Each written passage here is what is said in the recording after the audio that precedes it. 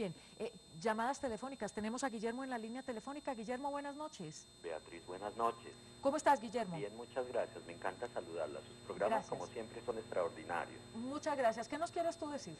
Solo una cosa bien corta. Es lo siguiente. Según la neurociencia, Beatriz, la mente humana solo se ha explorado menos del 10%.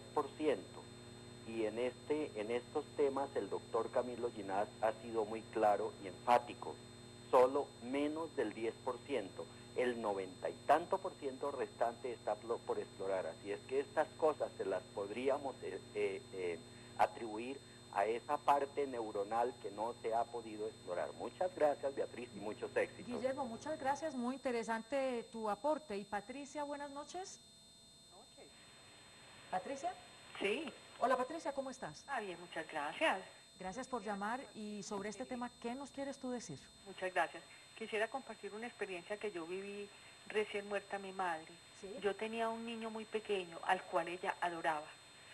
Y recién, digamos unos 15 días de muerto, regresé yo a la casa de mi mamá. Estaba sentada en la alcoba de ella con el niño dándole un alimento. El niño me retiró con la manito la cuchara, empezó a mirar hacia el techo y luego a mirar la foto de mi mamá en el portarretrato y me decía, abuelita, y miraba hacia arriba y le decía, abuelita. Miraba el retrato y luego miraba hacia el techo y me mostraba con el dedito que arriba estaba la abuelita.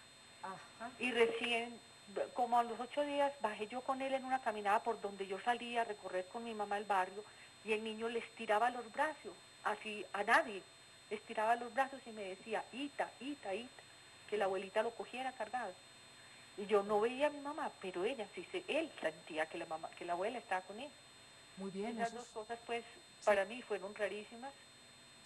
Bueno, Patricia, de todas maneras, una buena noche. Gracias por compartir con nosotros esa vivencia. No sé qué piensen ustedes. Pues un caso muy interesante, ¿no?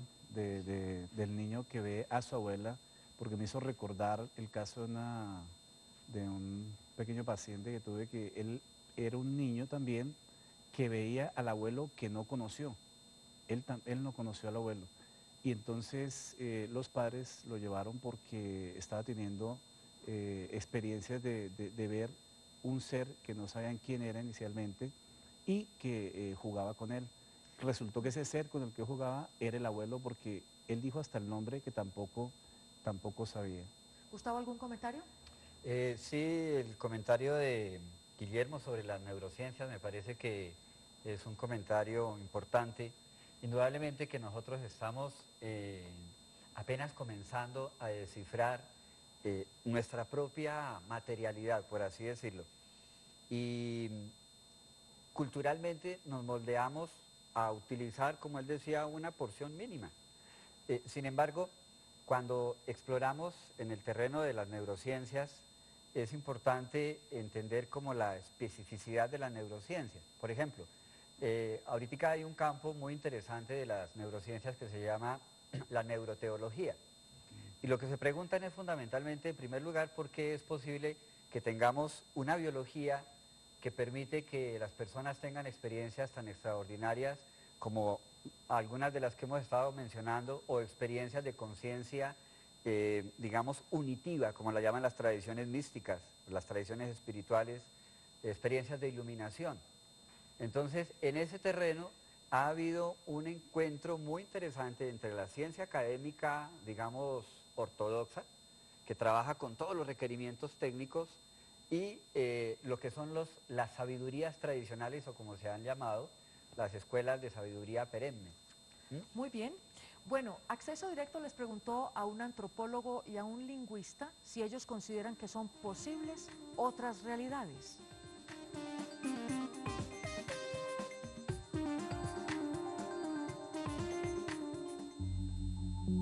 ¿Han tenido un sueño demasiado real? ¿Uno que bordea la frontera entre la realidad y la fantasía? Un sueño, por ejemplo, donde nada tiene sentido, pero cuando lo recuerdan, piensan que han habitado otra realidad. Una, sin explicación racional. La ciencia es una forma de conocimiento, pero no es la única. O sea, hay más formas de conocimiento. ¿Y qué sería de la vida del hombre sin esas otras realidades? Ni la gente creería en Dios, ni la gente creería en los muertos, ni la gente creería en ninguna de esas cosas y viviríamos una existencia puramente material, ¿verdad? Tan material como la de cualquier animal. Los humanos nos diferenciamos de los animales en que nuestra existencia no es puramente material. Nosotros nos manejamos bajo sentimientos y también tenemos un plano astral, ahí están nuestros astros, o sea, tenemos conciencia de los astros. O sea, los sentimientos no son físicos, se manifiestan de forma física, pero los sentimientos son, podríamos llamarlos espirituales, funcionan de esa manera. Uno puede cerrar los ojos y pensar en una persona, pensar muy fuerte, entrar en contacto con esa persona. Creer o no creer, ese es el dilema. Pero para aquellos que creen, sin duda, el mundo es un lugar más mágico y extraordinario. Bueno, se me ocurre el siguiente comentario, lo de la neurociencia, ¿no? Lo que nos planteaba Guillermo, que es tan interesante, si solamente se ha explorado el 10% del cerebro humano, eso es la respuesta al hecho de que no sabemos cómo interpretar ciertos fenómenos que ocurren alrededor de nosotros, que pueden ser generados por el propio cerebro, ¿sí? Pero no necesariamente, como cree mucha gente, que son generados estos fenómenos por factores del más allá, como los llaman ellos. Fabio, por ejemplo, ¿tú qué piensas sobre eso? Creo que estas investigaciones que están dando en el campo de la neurología, de la neuroteología, en realidad nos va a traer muchas respuestas, ¿no?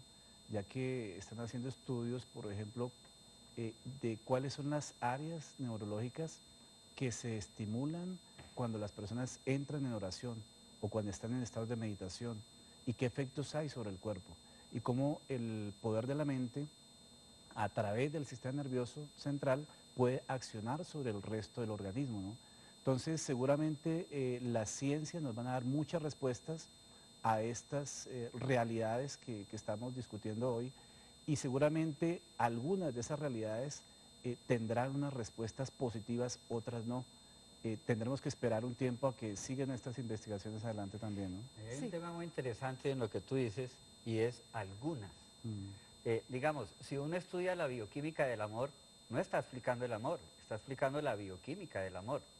Porque ese sentimiento que nos cocina o que nos hiere, está en un nivel en donde podemos como materializar y encontrar un lenguaje químico, físico, que tiene una materialidad, pero el orden subjetivo de la vivencia no la está explicando el bioquímico que encuentra la estructura del neurotransmisor o de la zona neurológica.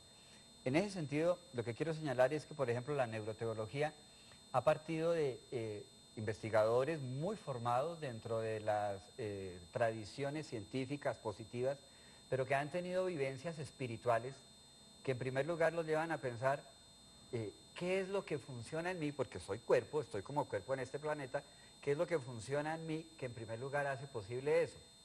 Pero como tú señalabas, algunas experiencias nos permiten aterrizar en el cuerpo, pero ¿qué sucede, por ejemplo, con el caso de las experiencias de conciencia cuando hay muerte clínica?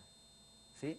Y entonces el cerebro está muerto y la persona manifiesta después, cuando revive, toda una cantidad de órdenes de conocimiento que no pueden sustentarse en un tipo de fisiología conocida. Bueno, muy bien, preguntas que iremos resolviendo en la medida de lo posible en esta hora de programa. Luis Eduardo, buenas noches. Buenas noches. ¿Cómo estás, Luis Eduardo? Bien, gracias, muy amable. Te escuchamos. Me gustaría opinar.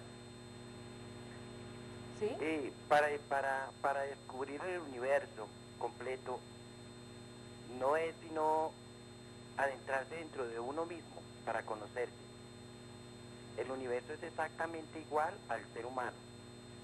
Es solo que como nosotros no nos conocemos, no conoceremos jamás el universo. Muy bien. Los doctores científicamente, yo estoy de acuerdo con todo lo que ellos han estudiado. Nosotros, por ejemplo, nosotros somos gnósticos. No sé si se ha escuchado el gnosticismo. Nosotros buscamos la esencia del ser humano. Sí, Luis Eduardo. ¿Me escucha? Muy brevemente, porque tenemos muchas llamadas, por favor, concreta tu intervención, ¿vale? Perfecto, sí, perfecto. El ser humano es un